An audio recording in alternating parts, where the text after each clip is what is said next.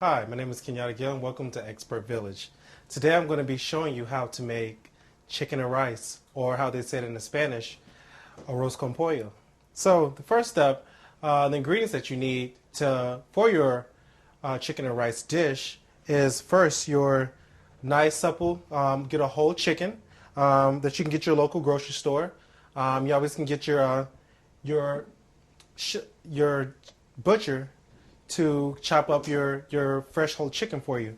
And then next, you're going to need some celery, nicely thin chopped celery, and also you're going to need some onions as well, preferably white, or depending on what onion that you like, or you can get scallions or anything of that nature that you really do like.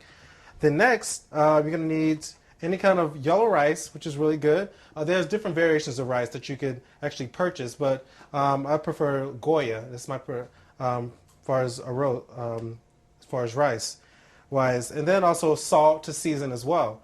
So those are the first ingredients that you do need. And next, I'm going to show you the tools that you do need for your chicken and rice or arroz con pollo.